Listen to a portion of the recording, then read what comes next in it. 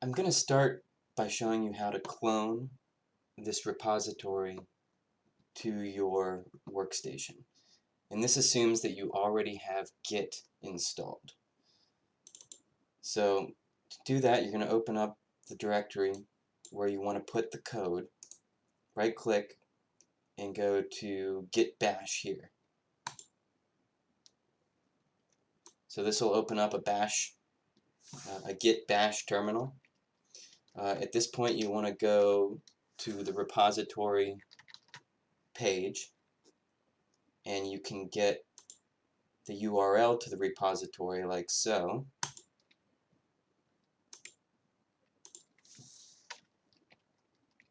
Come back to your Git terminal and type git clone and then paste that URL.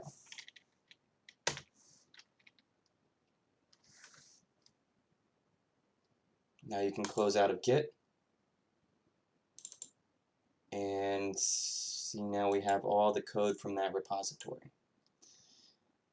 At this point, I use VS Code as my integrated development environment, or IDE. So I'm going to open this directory up in VS Code.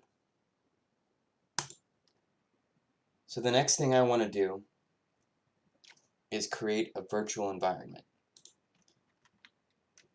And this repository's README file has instructions for how to do so. So I'm just going to follow those. So the first step is to figure out the path to the Python installation that ships with Apex. So the path to my Apex Python installation is right here. So I'm going to copy that and paste that here.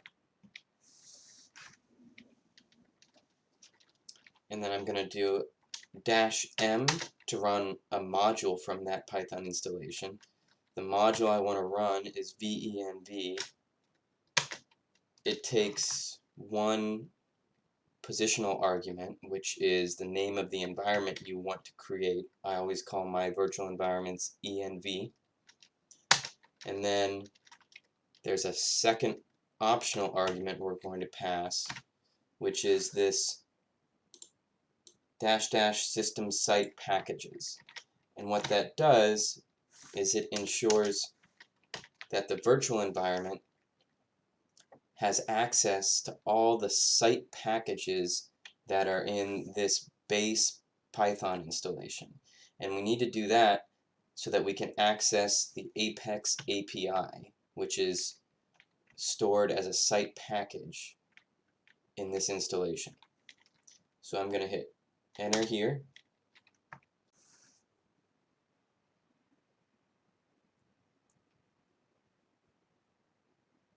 So now we've created this virtual environment here, env. And VS Code asks me if I want to select that environment as the interpreter for this workspace. I'm going to go ahead and say yes. And this should change now. Let's see. Okay, yeah. So now .env scripts python.exe is now the default interpreter for any Python files in this workspace. So I'm going to go back to the GitHub page. So we just finished this step, and now my IDE doesn't automatically switch over the environment for my terminal, so I'm going to do that using this command.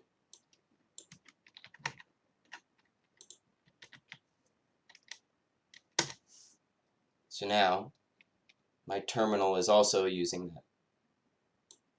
that env environment. And it's important that I do that because this next step is to install third-party packages using pip. If I don't change over my terminal environment, then I'll be installing those packages to whatever Python installation my terminal is using, which is going to be your base Windows Python installation. And that's not what you want to do. So I'm going to run this command here, pip install -r. So the -r option means that rather than explicitly specifying which packages or modules to install, instead it's going to install the packages and modules listed in this text file, requirements.txt. So let me show you that file real quick. This is all it is. A list of third-party packages or modules followed by their versions. So run that command, and the only one in there that has any real substance is pandas. The rest of these are either dependencies of pandas or other packages that that VS Code uses.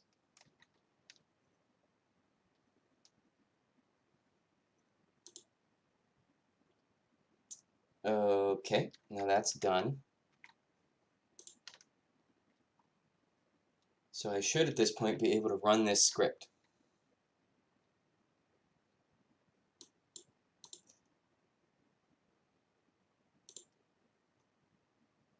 So I'm going to go to main. I'm going to run it in debugger mode so that I can go through line by line. So to do that, I'm going to hit F5.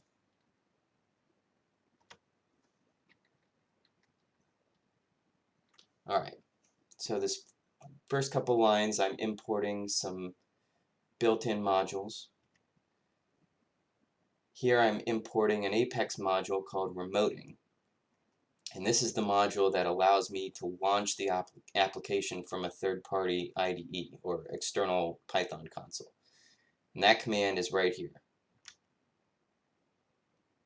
So just ran that command, so now we're waiting for Apex to launch. We'll put right there. Okay, so that's launched. This line here registers this function, remoting.shutdown application, that shuts down the Apex application. I'm registering that to run when the script exits.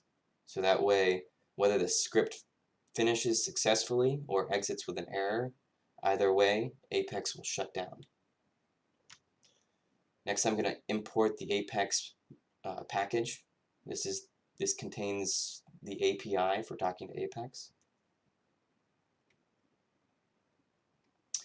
And now I'm going to import a couple of user-written functions from this library module that I've created. I'm not going to go through all these functions right now, but these are functions that I wrote. Importing those, set the unit system, setting a save directory variable, creating the save directory. Here I'm defining the four corners of this trust system that this script builds. So here we get the current model. I'm going to run this user-written function.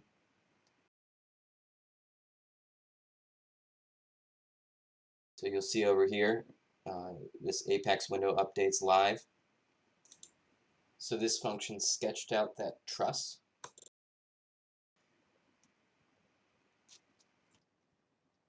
Here we're going to mesh the truss.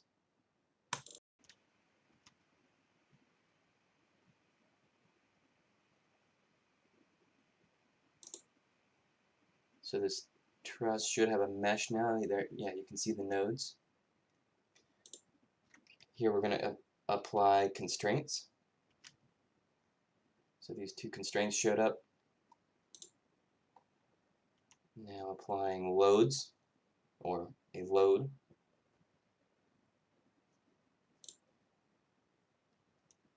Applying a gravity load.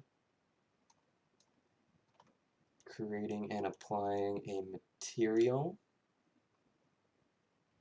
Creating and applying beam profiles. Creating a study and a scenario, so a static analysis. And here I'm going to save the model, and that's the end of the code. So now, since the code completed, Apex is going to exit. But it saved that model here in my save directory, so now I can go and open that in Apex and run it. And that's it. Thanks for watching.